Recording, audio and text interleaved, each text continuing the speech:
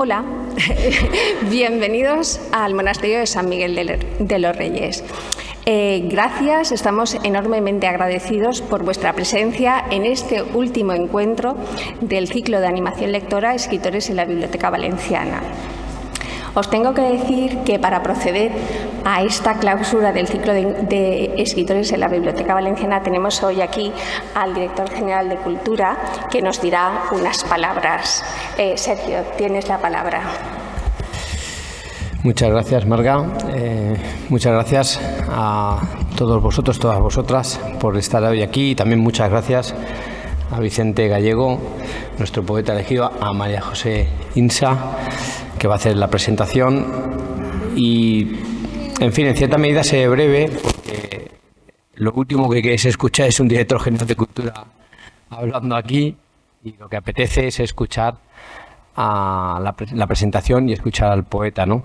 Pero sí quiero hacer un pequeño matiz en todo lo que ha sido el encuentro de escritores. Hay que recordar que este año hemos batido el récord de asistentes a esta actividad y que gran parte de ese éxito viene por el trabajo de Rosa y de Marga como directora de la Biblioteca Valenciana, con lo cual voy a romper un poco la línea y el protocolo, pero sí que os voy a pedir, sé que hoy vais a aplaudir todo el tiempo, todo el rato, pero hoy voy a pedir un aplauso para la directora de la Biblioteca Valenciana. ¿Me permitís?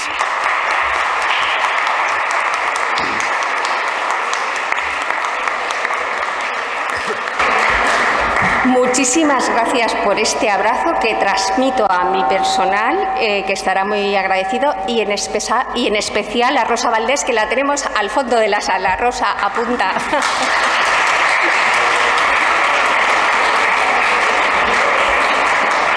Sergio, muchas gracias por tus palabras. Más son sinceras. Para bajar vuestras expectativas, os tengo que decir que el aplauso no lleva implícito aumento de salario. Así que os lo agradecemos profundamente, pero no hay un aumento de sueldo. Fuera bromas. Sí quiero también comunicaros a la gente joven y más joven que estáis hoy aquí, la necesidad de la lectura siempre, y la necesidad de la lectura de poesía más aún. ¿Por qué? Porque mirad, sois muy jóvenes, pero realmente el ciclo de la vida, la rueda de la vida, el tiempo pasa muy, muy rápido.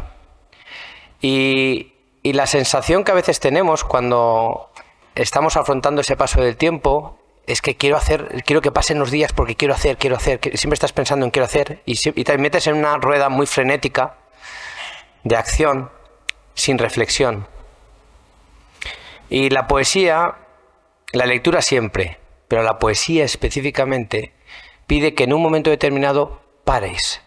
En un momento determinado tú frenes a esa velocidad de vértigo que llevas en tu vida y que a veces te hace actuar sin meditar.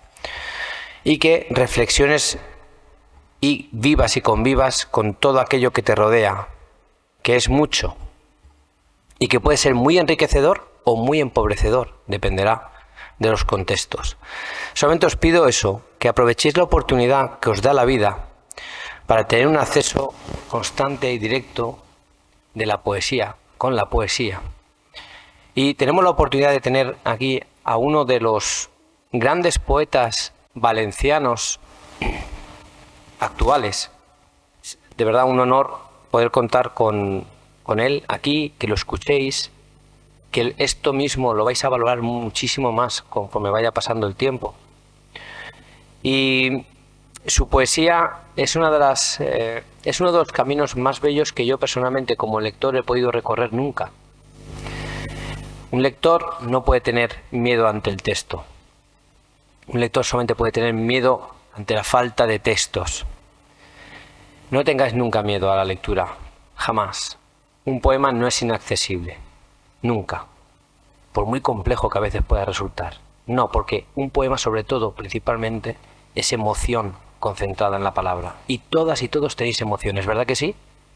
todas sentís emociones, ¿no? Todas y todos sentís emociones. Entonces es algo que tenéis ya. Lo único que pide el poema es sentarse para descubrirlas. Con esto quiero dar por clausurado, en este caso, este encuentro de escritores. Creedme que seremos extremadamente felices si para el curso que viene volvéis y estéis aquí, todas y todos, y nos volvéis a acompañar en nuestra aventura por intentar gestionar lo mejor que podemos y sabemos todas este tipo de actividades culturales. Vuelvo a reiterar mi felicitación, vuelvo a reiterar mi agradecimiento a los asistentes y al poeta, en este caso, y a la presentadora. Y por lo que nos concierne a nosotros, solamente deciros que esta que hoy habéis visitado, este sitio tan maravilloso que hoy habéis visitado, no os olvidéis nunca. Esta es vuestra casa, siempre es vuestra casa, y aquí siempre sois bienvenidos y esperados. Muchas gracias.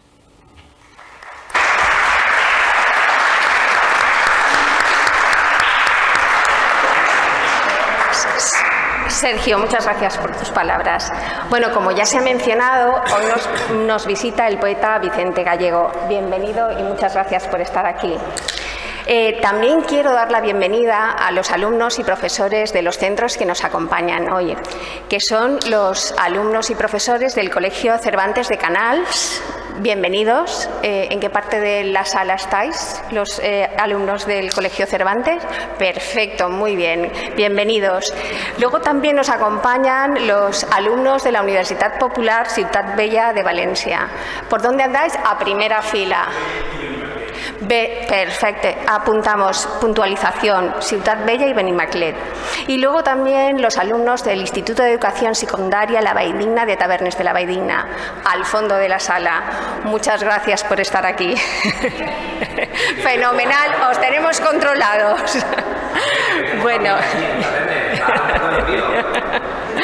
Bueno, ahora sí, vamos a conocer un poquito más la figura del poeta, de nuestro escritor de hoy, de Vicente Gallego, y para eso en la mesa nos acompaña María José Insa, que es profesora del Colegio Cervantes de Canals, quien nos hará una breve presentación del escritor de hoy.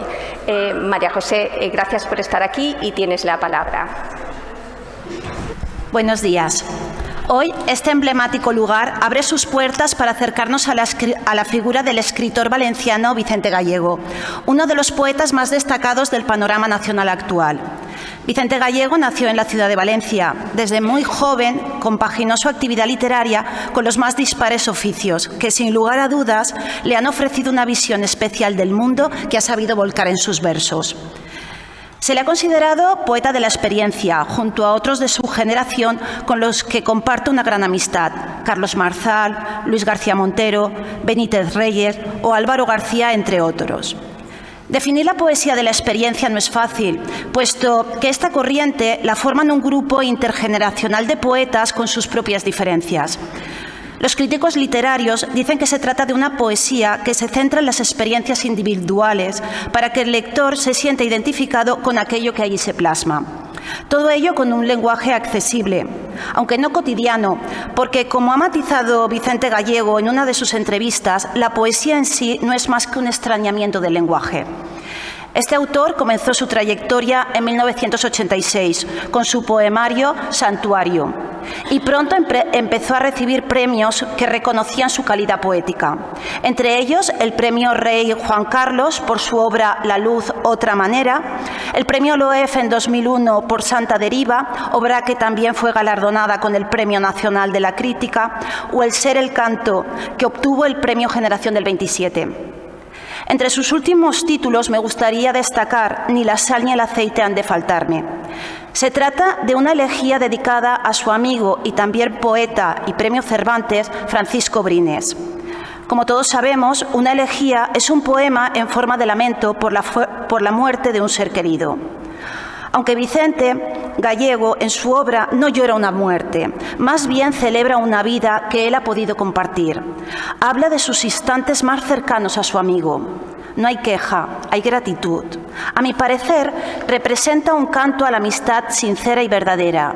Y en ella aparece la idea manriqueña de que nuestros seres queridos nunca dejan de existir porque están presentes en nuestro recuerdo. De ahí que escuchemos la voz de Brines a través de los versos de Vicente Gallego. Pero no únicamente viene a la memoria la voz de Brines o Manrique, sino también la de muchos otros poetas que han lamentado la pérdida del amigo, como Lorca, Miguel Hernández, o que han cantado al amor, como Garcilaso. Toda una tradición poética aflora en este poemario, puesto que para nuestro autor toda obra literaria se sumerge en una tradición. Aunque la poesía no únicamente es una guardiana de la tradición, este género literario nos permite ampliar nuestros horizontes. Por ello, como profesores, tenemos la obligación de acercar a nuestros alumnos a la poesía, de la que comenzarán descubriendo que es una manera de hacer música sin más instrumento que el lenguaje, para pasar a entender mejor el mundo, conocer mejor a los demás y dejarse llevar por las emociones. Porque, como Francisco Brines dijo, la poesía tantea las sombras para encontrar un poco de luz.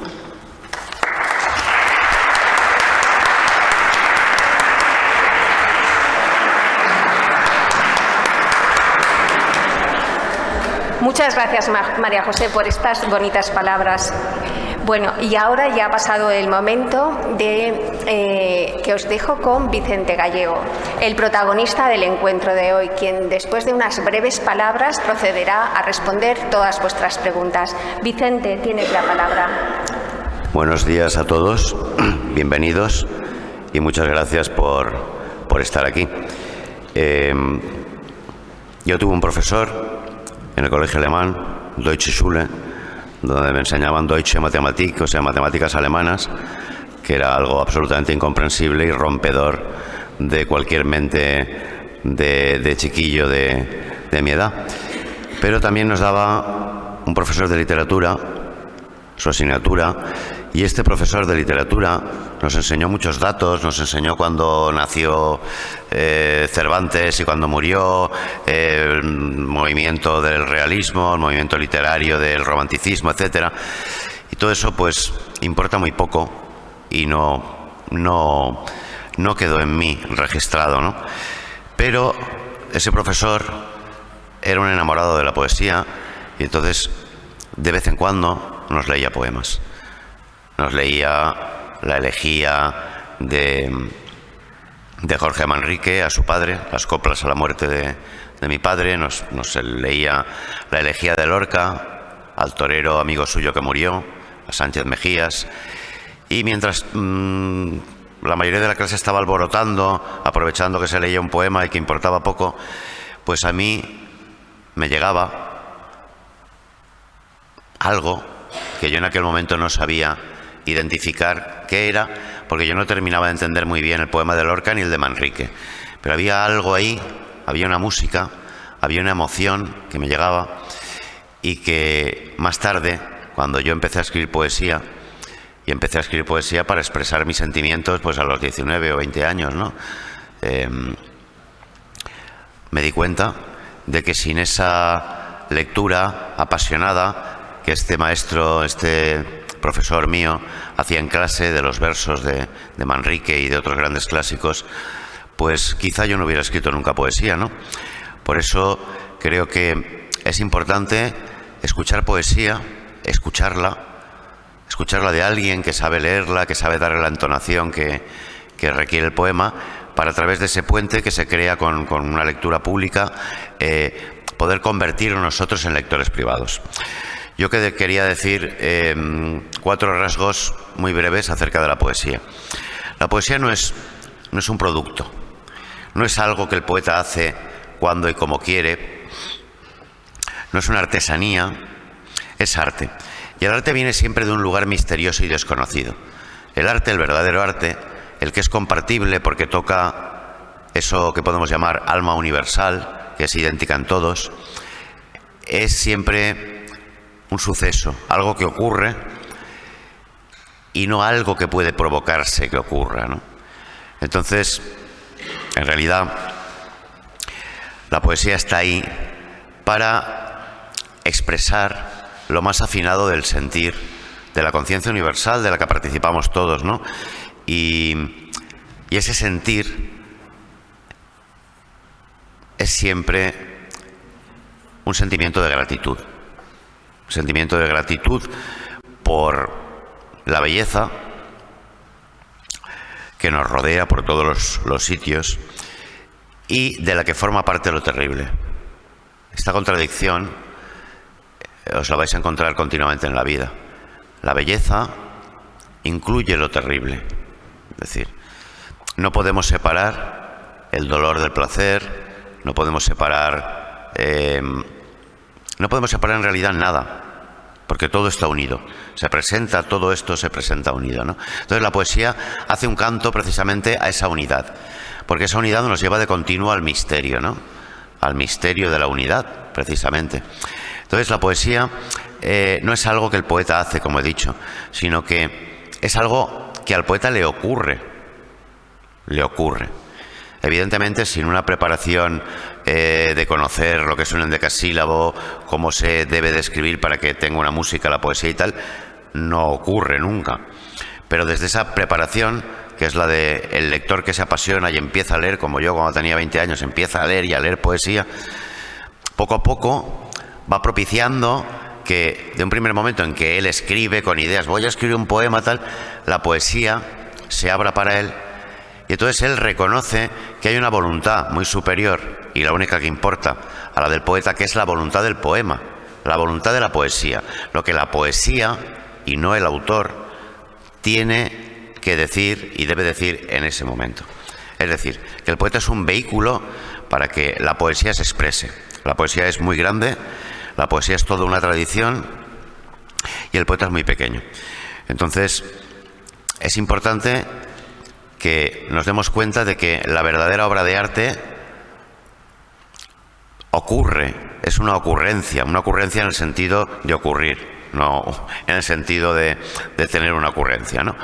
Es un suceso misterioso que además es un suceso universal, en el sentido de que la apariencia dice que yo he escrito estos poemas que os voy a leer, pero sin el lector, o el oyente en este caso, que está ahí para recoger esas palabras que yo digo y recrearlas en su interior, no existiría la poesía. Es decir, que el lector es tan creador como el propio poeta. Porque un poema de Quevedo, si lo lee alguien que carece de sensibilidad, pues no es nada. Es decir, que cada vez que leemos, nosotros hacemos una creación propia, particular e intransferible. Jamás nunca nadie ha leído el mismo poema de Quevedo, o de Manrique o de Machado, aunque sea el mismo poema. Jamás dos lectores han leído el mismo poema. Es más, nosotros mismos, si leemos ese poema a los 20 años, a los 25, a los 30 y a los 40, vamos a leer cada vez un poema diferente. Ese es el misterio. Es decir, la poesía está ahí para ser compartida porque no tiene otra manera de existir. Es decir, el poema está aquí. Mientras a alguien no le da vida, ese poema es como si no existiera, ¿no? Entonces, la poesía tiene la virtud precisamente de apelar a aquello que es común en todos nosotros, o sea, la capacidad que todos tenemos creativa. Digamos que la poesía funciona como una plantilla para abrirnos el corazón y para que nosotros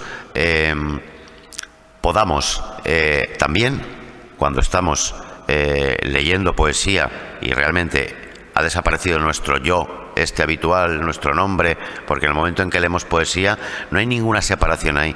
No hay ningún Pepe, María o Juan leyendo un poema que es del poeta tal, sino que lo que hay es la lectura, ¿vale? Aquí y ahora lo único que hay, y en cuanto te sales de eso, es que te has acordado de ti y que tienes que hacer algo y se ha roto la lectura. Es decir, en ese estado de fusión de la conciencia con aquello que está, a lo que está volcada, se produce el misterio de la poesía. Y entonces ahí nosotros encontramos un camino de vuelta al corazón,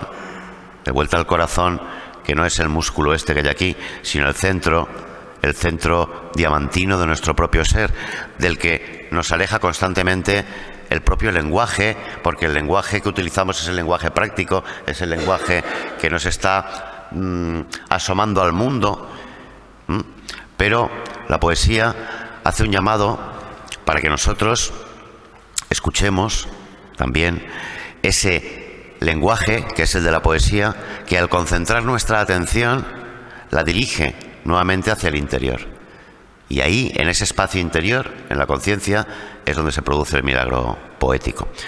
No quiero cansaros con más teoría, porque la teoría no es nada cuando hablamos de poesía, de música o de arte, ¿no? Tiene su lugar porque reflexionamos acerca de todo, somos animales racionales, pero verdaderamente creo que es mejor que escuchéis 4 o 5 poemas que os voy a leer. Estos 4 o 5 poemas pertenecen a un libro inédito que se titula Abril del limonero. La que hoy es mi mujer, Sara, cuando la conocí vivía bueno, ya no vivía, pero tenía esa casa en un pueblecito de Valencia, donde tenía un patio estupendo y en el centro había un limonero radiante, maravilloso, con unos colores, aromas, rodeado de abejas y de esa musicalidad del aire que el aire tiene precisamente en el campo, ¿no? Y yo me quedé con esa imagen, ¿no? Siempre me resultó una imagen muy sugerente, ¿no?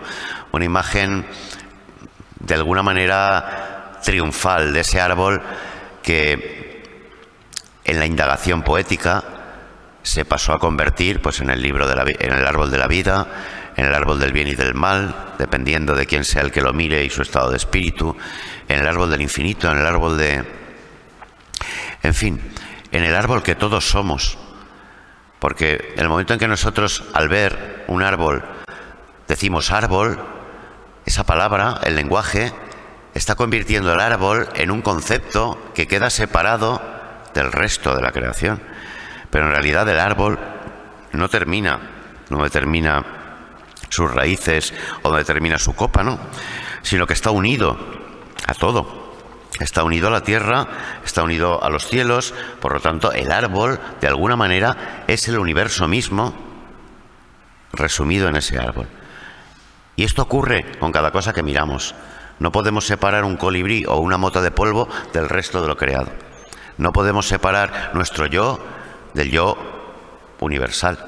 Cuando digo yo, como no me puedo separar de vosotros, del aire que respiro, de la tierra, del agua, del mar, de los cielos, cuando digo yo, si realmente lo digo de corazón, me debo de referir a la totalidad. Yo es la totalidad. La totalidad es yo. Y eso lo puedo afirmar cada uno de nosotros. Entonces, en ese árbol se produjo para mí una imagen muy sugerente para poder cantar ese sentimiento de unidad que está colindando constantemente con el misterio. Porque claro, cuando yo ya no soy Pepe, Juan o María o Teresa, ese yo universal, ese yo de unidad, es un yo misterioso porque no lo podemos señalar. Lo señalamos en cada cosa que señalamos y a la vez no está en ninguna de ellas, ¿no? Ese yo no tiene partes, se muestra, pero ese yo es la vida, ¿no? Ese yo es la vida de la que Jesús dijo, yo soy el camino, la verdad y la vida, ¿no? Entonces, ese árbol, misteriosamente, y este es el proceso que me hace seguir en la poesía, se convirtió pues en estos poemas, que son un canto que yo ignoraba hacia dónde me llevaba. Yo tenía esa emoción de esa imagen y me dejé llevar. Quise que esto ocurriera. A veces ocurre y a veces no ocurre. En este caso ocurrió un libro de 17 poemas, 17 cantos, que se titula Abril del limonero. Os voy a leer 4 o 5 poemas y luego pues podemos pasar a charlar, a que hagáis las preguntas que os parezcan oportunas.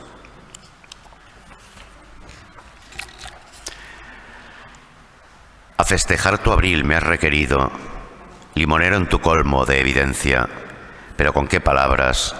Haré de tu estallido melodía, le rozaré un cabello a tu vigor, a tu secreto a voces. Solo sé que me estabas esperando, que mi vida pasaba por aquí, donde tú la remansas y la llenas de flores y de frutos, de pájaros al vuelo y bendiciones. por ese mal de ojo, el amor propio, nos vemos separados de tu ser. ¿Quién no es árbol y es vida, y eso que desconoce por entero? Ningún asunto hoy es más urgente. Pasaremos el día siendo el uno para el otro, y la tierra y el cielo se unirán también en mí como en ti se han unido. A cada nuevo enfoque, cada plano, de muda claridad estaré atento. De tus limones quiero hacer mi rumbo, del verde al amarillo, ir a la primavera celebrando con ellos sucesivos esponsales. He estrenado un cuaderno para anotar los turnos de los novios. Hoy se ofician las bodas del limón, de la luz con sus formas, del alma con sus modos de pasmarse. Y todo se ha de hacer la más antigua y nueva ceremonia, como se hace la flor, fruto en la rama. En ti se ha dado luz lo meridiano, en ti se ha esclarecido el sueño de Visnú. Nos haces puros, pues no tienes memoria. Eres todo presencia, eres el árbol de la vida al que no se pide el fruto, sino solo la flor, destellando en el patio de una aldea. Te plantó la mujer que yo esperé, la que estuvo esperándome, pero eres anterior a matrimonios, a la amada, al amado, a la consumación de este destino de ser yo para ella y ella para mí, pasión de vida. Eres el mismo amor dándose forma, el instante presente del sol y su vitral innumerable. Palpo tu tronco firme, poderoso. Así será la fe del que se haga ante ti la pregunta que a todos corresponde en este día. ¿Qué es este sueño lúcido? Las manos de mi amada recogiendo los primeros limones, los más verdes, para que huela a gloria nuestra ropa de cama. ¿Quiénes somos, tú y yo, que así vencemos sin saber en qué lance, cuál esqueje plantaste en este patio, hortelana de blancas palmas puras? Recostado en el seno del vacío, Visnú se está soñando un limonero. Falo y vulva y el rito milenario, la oruga del placer en procesión por tu piel y la mía, los dolores del cuerpo universal y sus anillos de oscuro crecimiento. En cada rama un pájaro dormido, un rayo de la luna, una fortuna, al limonero acude en cada noche. Son los versos que nunca escribiré, dejándose soñar con cuentagotas. Otros dirán que son solo luciérnagas. La tierra que oxigena la lombriz, la que abono con guano y con estiércol y nitrato de chile de mi infancia, ya pronto beberá de mis humores. Y siendo así, qué cumbre he coronado, qué alegría responde a toda duda. Seres que habéis nacido, a ella acudid, no tiene nacimiento la inocencia. ¿Quién es hijo del pan que ayer comió? ¿Quién niega su abolengo y su morada? Al insondable llamo, padre y madre. En cada rama un pájaro sin nombre, en cada verso un pájaro más hondo, un patio, un limonero, una mujer, vasallo soy de amor que me rebasa, alimento de un fuego inextinguible. Y este libro de horas, ¿por qué quiere pasar ahora la página? ¿Quién reina cuando solo se hace lo que es justo? Canción sin propietario es la que canto, coloquio de luciérnagas su letra. Aceptarás, silencio, siendo rico, el diezmo que te debe la palabra. Recogiendo limones, maduros te contemplo a mediodía, con tu pamela blanca, con tu cesta de mimbre y esa corte de ángeles quebrando tu cintura, mientras danzas a vueltas con las ramas. Cayendo están imperios y deidades, se lían polvo y humo contra la pobre gente desde antaño, las pestes, las hambrunas, la dureza de espadas y traiciones y cascos de caballo contra riscos. Tantísimo dolor para que ahora te mire y seas salva, y me salve la gracia de tu gesto, cosechadora mía. Qué locos y qué impíos, pero solo tú y yo existimos hoy. Allá donde se haga alguna guerra, interpongo tus manos, llenándose de frutos en abril. Muerdo tus labios rojos y esa sangre, lávala derramada por los justos. Mi eterno femenino, mi sueño de gacelas y de lunas llenas como tus nalgas. No quiero despertar, aunque ya es mediodía. Quiero verte al sol de limpio lino que dora tus cabellos. Sé ladrona, róbame la atención y después en el cuarto la cordura. y a esta luz que desciende, siempre recién hallada, a desterrar de ti todo lo viejo, para que yo te vea en tu primicia de criatura libre y sabedora de ser vos la que sois. A esta luz me la quiero como quieren, a su niña los ojos, el celoso a sus celos y su espina clavada el corazón. Termino con este poema. De nadie se ha escondido la paz del limonero, ¿a qué inquietarse? Si esta hora sin hora la del pájaro cantando y la luz niña, tan solo su molicie nos incumbe. Amadlo, sois la tapia encalada y el ave que madruga, sois el agua que bebe y el alcorque en que hunde sus raíces. La fiebre del pulgón, al dorso de una hoja el aguacero que a todas las bautiza, cuerpo alzado de abril, estáis siendo y seréis cuerpo de mayo. Las flores de azahar y los renuevos, todo es deslumbramiento gratuito. En el lienzo sagrado, en el espacio, se sirve la verdad de cada forma, no hay una que no beba de la fuente. Amadla, y la belleza os dirá quiénes sois y nunca más habrá cosa menuda, dictamen consabido, manera de encerrarse en una cárcel que no sea de amor. Y veréis que limones y planetas penden de un mismo hilo y en un hilo de oro quedarán vida y muerte enhebradas. En un patio, a la vista de todo el que un instante se detiene, la paz del limonero, entre vuelos de abejas melodiosas, de nadie se ha escondido. ¿Qué será menester al que se hace partícipe y en ella haya reposo, sino cantar su eterna primavera? Gracias.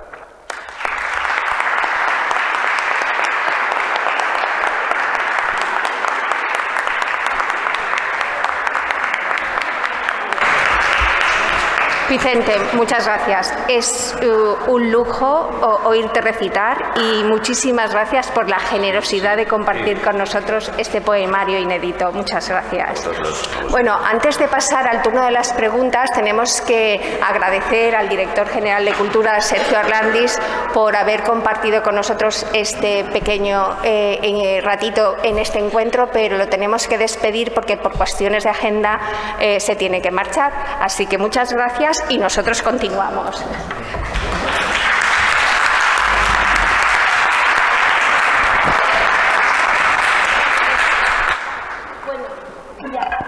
Y ahora ha llegado el momento de que procedamos a que realicéis todas las preguntas que queráis a Vicente. Lo que vamos a hacer, para poner un poquito de orden, aquella persona que quiera preguntar algo, que levante la mano y entonces nuestra compañera se acercará con el micro.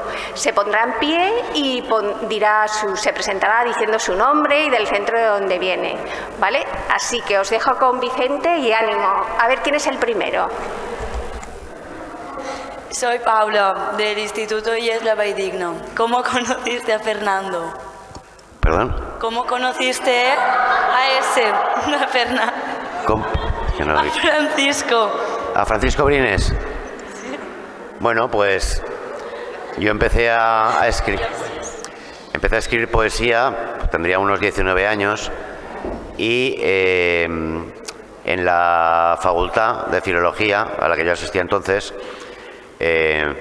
había un profesor que conocía a Francisco Brines, era un profesor de literatura, ¿no? Y fue el que terminó por presentármelo un día, ¿no? Y bueno, a partir de ese momento pues hemos seguido una amistad de toda una vida, ¿no? La verdad es que fue una suerte muy grande coincidir en el tiempo y en el espacio con un poeta tan inmenso y sobre todo, incluso, con una persona tan verdadera y tan maravillosa como fue Paco Brines. Hola, ¿a qué edad comenzaste a escribir? A ver. ¿A qué edad comenzaste a escribir? Te he escuchado, gracias por la pregunta. Pues empecé a escribir, a ver, es que esto es muy difícil de definir, ¿no? Porque uno empieza a escribir desde el primer momento en que pone una nota para su madre, ¿no? Pero lo que es empezar a escribir poesía seriamente, pues empecé como a los 19 años, una cosa así. Antes, pues cuando leí las leyendas de Becker en el colegio y tal, pues me dio por intentar escribir, me copié de una leyenda de Becker, de hecho, y la escribí. Y se la leí a mi madre, que había leído a Becker, y me pilló. Y eso fueron unos primeros escarceos y tal. Pero empecé a escribir a los 19 años más o menos, que fue cuando sentí la necesidad de expresar lo que por aquel entonces sentía, ¿no? Que es el descubrimiento de tu propia sensibilidad y del mundo a la vez, ¿no? Entonces, hace 4 días el mundo no existía para ninguno de todos nosotros, ¿no? Y de repente, ¡boom!, aquí está el mundo. Eso pues merece una expresión, ¿no? Algo hay que decir antes de irse de aquí, ante lo infinito, ¿no? Ante lo asombroso. ¿Destacarías algún autor que te ha inspirado mucho? Sí, a ver, destacaría la historia entera de la literatura española en cuanto a la poesía, porque gracias a Dios tenemos una tradición muy larga y muy potente. Es decir, la poesía española está, bueno, poesía escrita en España está al nivel de todas las grandes tradiciones poéticas, ¿no? Para mí es la primera, porque evidentemente yo soy mal lector de traducciones. En poesía no me gusta leer traducciones porque te roban la cartera por la mitad. Quiero decir que el poema no es el concepto, no es lo que dice el poema, sino la manera exacta de decirlo en ese idioma. Es decir, que la poesía, con respecto a la música, por ejemplo, tiene esa limitación. Es decir, que nunca vas a poder leer, a no ser que aprendas inglés como un nativo y tengas el gusto de ese idioma, no vas a poder leer nunca igual a John Keats o a Whitman, por ejemplo, que como lees a Quevedo, o lees a Manrique, o lees a Lorca, o lees a no sé, a cualquiera de los poetas españoles, ¿no? Entonces, te recomendaría, sobre todo, especialmente, la tradición lírica española de tipo popular, ¿vale? Donde hay un montón de coplillas breves, que son coplillas de amores desdeñados, de la madre que no quiere que la hija huya con el amante que tiene, y que tiene una gracia tremenda, ¿no? Hay un poema muy breve ahí, siempre me acuerdo de él, que dice: quedito, no me tocáis, entrañas mías, que tenéis las manos frías. Pues está lleno de esas cosas llenas de sabor, ¿no? Del cancionero. Y luego, por supuesto, los grandes autores que son insoslayables, que es Manrique, con su gran elegía, donde hay una visión del mundo maravillosa, ¿no? Y luego todo el siglo de oro, donde está Quevedo, Juan de la Cruz, que para mí es el poeta más alto de la lengua, probablemente, Fray Luis de León, Garcilaso, también, que hay que leer a Garcilaso, ¿no? Y luego ya hay una especie de fundido en negro en la poesía española de 2 siglos casi, donde no surgen poetas. El siglo XVIII y XIX, los poetas que hay hasta llegar a Becker son pues unos poetas muy de Ateneo, poetas que no tienen ninguna altura realmente. Y luego en el siglo XX, pues ahí os recomiendo, pues, ¿a quién voy a recomendar? A Antonio Machado, a Juan Ramón Jiménez, por supuesto, los poetas del otro lado del Atlántico, como son Pablo Neruda, que tiene un libro que son las Odas Elementales, que es una maravilla absoluta, donde tiene la oda a la cebolla, la oda al caldo de congrio, la oda al coche. O sea, tiene odas a todas las cosas cotidianas que nos rodean, y hace un canto universal a través de las pequeñas cosas, de lo más pequeño, de la cebolla, del colibrí. Tiene una oda al colibrí maravillosa, ¿no? Os recomiendo todo eso. Y ya que estamos en Valencia, os recomiendo especialmente 2 grandes poetas valencianos de este siglo pasado, que fueron César Simón y Francisco Brines, por el que me habéis preguntado antes, ¿no? Creo que son 2 poetas que son de lo más alto que ha habido en el siglo XX español, y ambos son valencianos, y fueron, por una suerte inmensa que yo he tenido, fueron amigos míos los 2. De hecho, César Simón fue mi profesor en la Facultad de Filología, y era un tipo fantástico, porque iba siempre como 5 o 6 metros por encima de todo el mundo, flotando y abstraído en su mundo contemplativo, tal, y de repente bajaba a la tierra otra vez y decía alguna cosa, ¿no? Sobre la poética de Boileau, de Quintiliano, de lo que fuera. Y recuerdo un día que estábamos allí en la Facultad de Filología a las 4 de la tarde, después de comer, esa sonaguera que te pega, que es tremenda y tal, y entonces César estaba, pues eso, hablando sobre la retórica de, creo que era de Quintiliano y tal, que es un rollo bastante importante, pero de pronto se quedó así, a lo mejor se quedaba callado, mirando para arriba o para la ventana, pues a lo mejor un minuto entero, que eso en una clase, en mitad de una clase, es una cosa eterna, ¿no? Pero él ni se inmutaba. Entonces todo lo que se quedaba en vilo a ver por dónde salía. Entonces me acuerdo que de repente dijo: ¿se han fijado ustedes en que los perros corren de lado?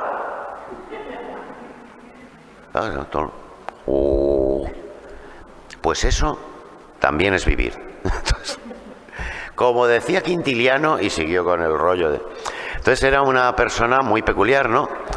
Porque vivía siempre sumido en lo que él llamó el estupor ante las cosas, el estupor ante la novedad tremenda de ser, porque nosotros no éramos y de repente somos.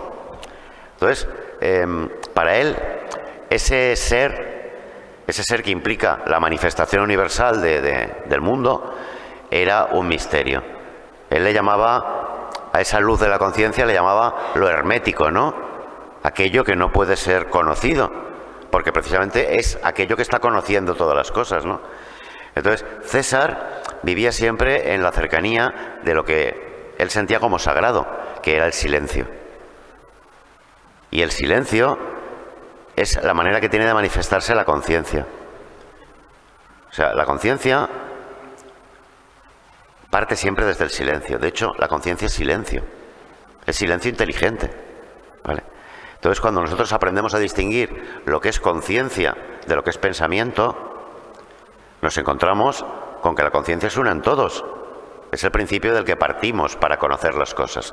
Entonces, César se pasmaba ante esa luz de la conciencia que de repente alumbra un universo, ¿vale? Y que aparece en nosotros como la punta de una aguja cuando despertamos por la mañana. ¡Bum! De repente me hago consciente, ¿no? Y en esa punta de aguja de me hago consciente aparece la totalidad de lo conocido.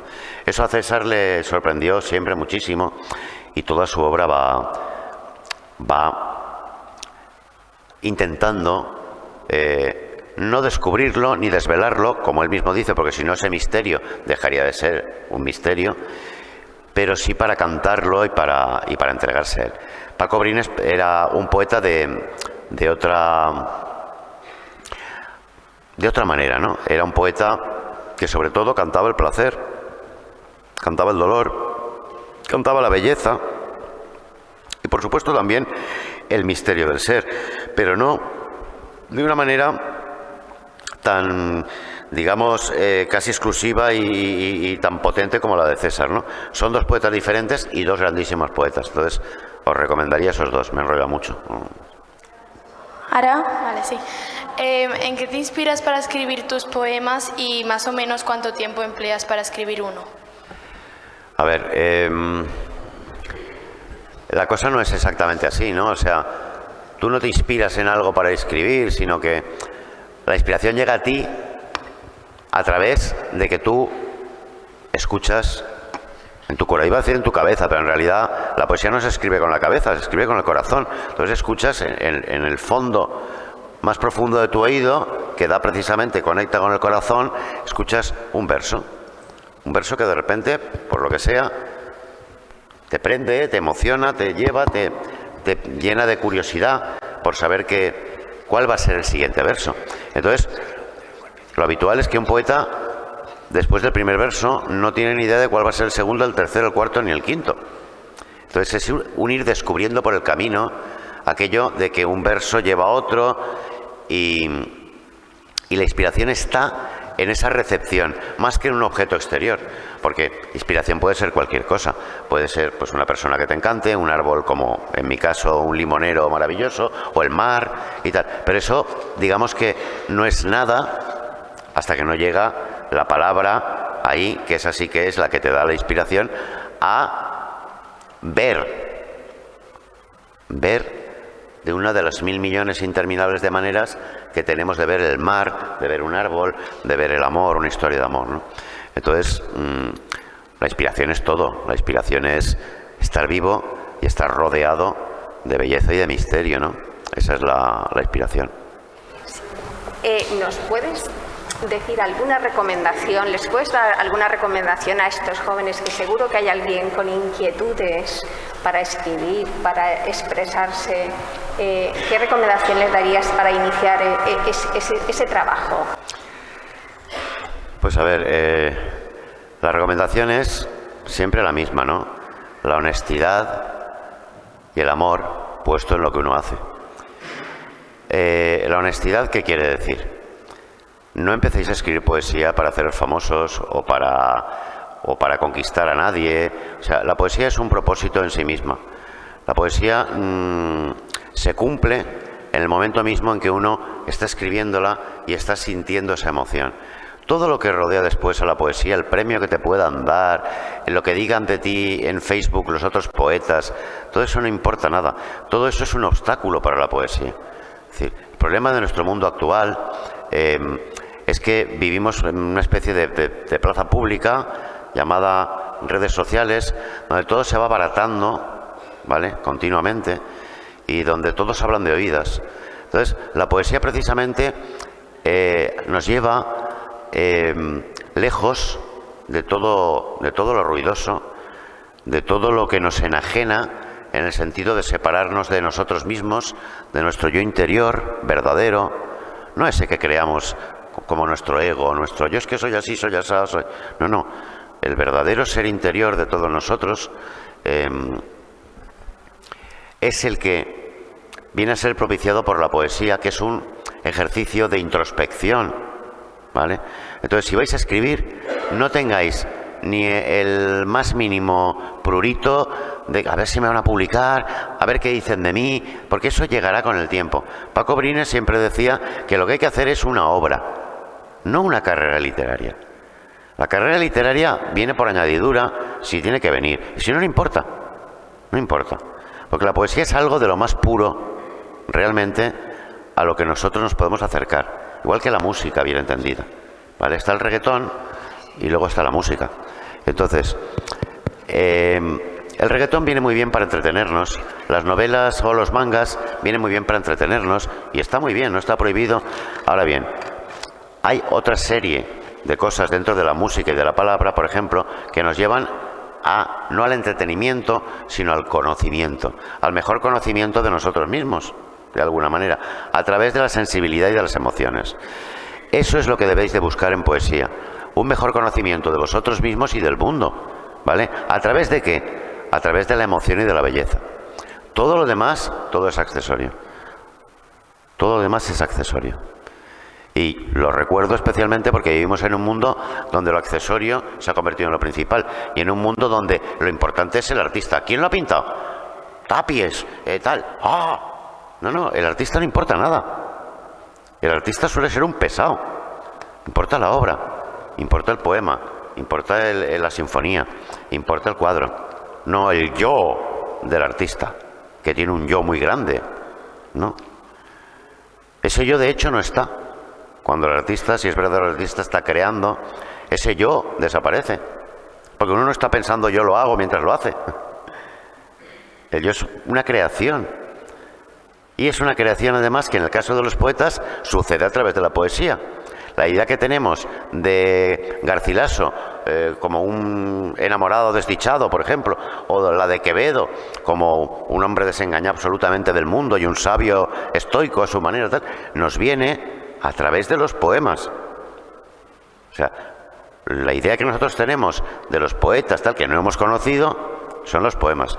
Yo tenía un amigo, Miguel Ángel Velasco, que murió joven, estupendo poeta, que cuando conocía a alguien que le presentaban y decían, bueno, yo te conozco ahora, pero yo te había leído.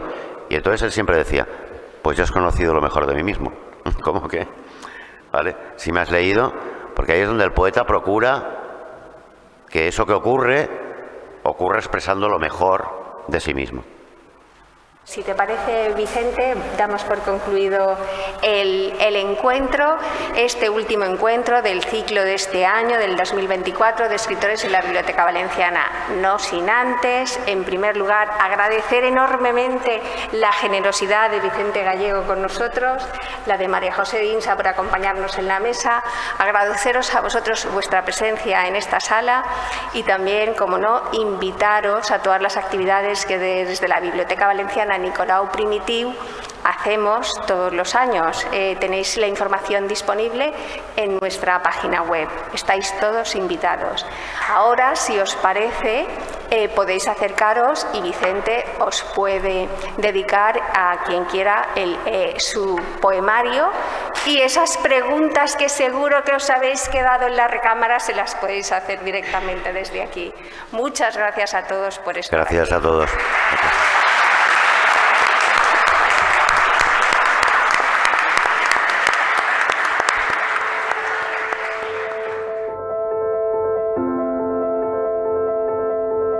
Pues yo personalmente, cuando voy a este tipo de eventos, me siento muy agradecida, ya que nos dan mucha información sobre los autores, cómo se sienten, cómo escriben, y pues, al final nos llega un poco más de esa persona. Claro, yo pienso que al hablar el autor directamente sobre su obra nos puede dar una visión más personalizada, aparte de la que ya damos en clase y ya estudiamos, y desde su experiencia nos puede contar cómo ha escrito y puede dar pie a muchos jóvenes a que sigan esa profesión en un futuro. Y sobre todo escuchar su voz al final, porque tú lees desde tu propia voz, y cuando sientes en quién se inspira, te cuenta un poco lo que has sentido cuando lo ha escrito, pues es interesante, la verdad. Además, la voz de Vicente es muy bonita y los poemas que ha leído nos han llegado mucho. No dan pie a aburrirse, la verdad, no nos hemos despistado en ningún momento. Pues es la segunda vez que vengo a leer y a compartir mi poesía con la gente joven a este espacio maravilloso que es la Biblioteca Nicolau Primitiu, y pues como siempre me voy satisfecho porque siempre hay esas 4 o 5 personas, en este caso jovencillos y jovencillas, que uno siente que les ha llegado de manera especial no la poesía que uno escribe, sino ese veneno maravilloso que es el veneno poético, ¿no? Entonces creo que todo lo que hagamos para propagar esa enfermedad maravillosa que es la poesía, y que nos educa en la sensibilidad, en la tolerancia y en el respeto y en la profundidad del sentir, siempre será poco, ¿no? Creo que aquí se cumple maravillosamente por las condiciones, por el personal que organiza todos estos encuentros, como en pocos lugares, ¿no? Así es que estoy encantado de participar de esta buena nueva eterna que es la poesía, y aquellos que se reúnen alrededor de ella para fomentarla y para compartirla.